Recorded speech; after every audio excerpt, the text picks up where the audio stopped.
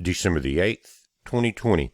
Guys, I got an update on this incoming coronal mass ejection that launched off the sun yesterday. And there's a lot of information in this one chart, and I'm going to go over and explain it to you. The sun is in the yellow, and then the Earth is in the green dot to the right of the sun in these both of these diagrams. And to the right of this, there's some interesting information. At the very top, you've got what's called plasma density, centimeters cubed. Normally it's about 4. Notice the current conditions in the white box, guys. About 4.1 protons centimeter cubed coming in our solar wind. This is going to jump to over 50, and it's going to bump twice. One because of the EMF field that's in front of the solar flare, and then again a sudden impact after that. But the first rise in the green line at the top is due to this first wave of energy that's part of the normal EMF field. It looks like it's been energized, and that could be because it has crossed at this point, or it crossed paths with the solar flare.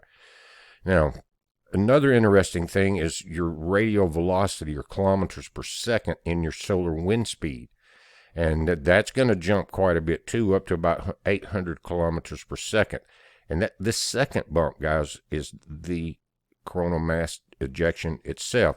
What's important about those two peaks and this plasma density that high is it's going to put pressure on our tectonic plates on the planet, therefore earthquakes. Now, we're dealing with new science in the sense that our shields are very weak because of grand solar minimum. Normally, an impact with that much density and change in velocity will always give you some quakes around the planet. Now, as we move forward past that initial EMF wave, or that current moving out, right in this area, we're going to see a sudden peak at 1800 hours on the 9th, right there. And that is 1 p.m. Tuesday in New York. That, guys, so we're going to be Earth facing. That's noon Central Time. You can do it from there going across over to the West Coast, guys.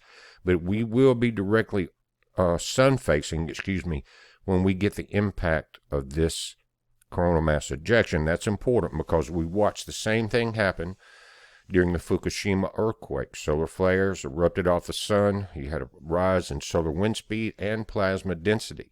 And when it struck, Tokyo was directly in the path, or Japan was. Now here, the radial velocity solar wind speed normally is about 350 kilometers per second. That's what you're seeing here.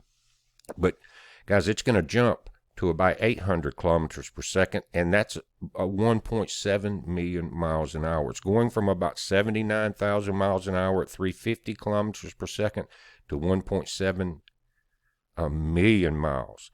And so the solar wind speed is not only going to impact us hard, but it's going to linger. Notice going in all the way through the 13th in the green line right there, that it stays elevated.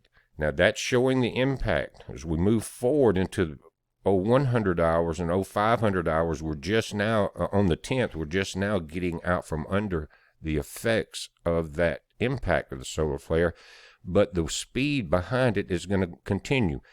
Notice in the bottom circle, or the bottom model, the coronal mass ejection that's coming in is indicated in the red glob. Backing up, you see where it's coming across in the green here and there. And it's going to last some time, because in the video yesterday when I showed you the flare itself, it lasted a long time. Remember I showed you how long it stayed very bright? That the length of that determines the thickness of this red cloud we're calling a coronal mass ejection coming in on us. So again, update on the time, 1 p.m. On the 9th, guys. That's tomorrow. Okay, we're looking at universal time on here, but again, you just convert that down. Again, 1800 hours UTC is 1 p.m. or 6 p.m. UTC, but 1 p.m. in New York City. Definitely sun-facing event. I just wanted to update this, guys, and these models have a window of uncertainty depending on the final speed of the impact, things like that, how fast it's approaching Earth. But we can watch it, and we'll be doing that because on another link on our website at Space Weather. It has the live solar wind speed and plasma density charts. So we'll be watching it around this time on the night, starting from daylight tomorrow in the U.S. up to noon. And that will, when we see a sudden uptick on the wind speed charts and the plasma density charts, we'll be watching them live. We'll know when this thing's going to strike. Again, it's a new science because our shields are weak. It's been a strange year. Record number of Atlantic hurricanes by far. So space weather is Earth's weather, but I'm watching it, guys. Just want to update you on the timing because it was updated. At first, it looked like we were going to get this before sunset, as far as the impact on the planet before sunset in the USA. But that's not what it appears to be showing now. But you've got sometimes a plus or minus 7 hours of window, where, again, depending on the speed of this incoming coronal mass ejection. Just wanted to update that, guys. We're watching it. You watch it. It's a heads up. Be safe.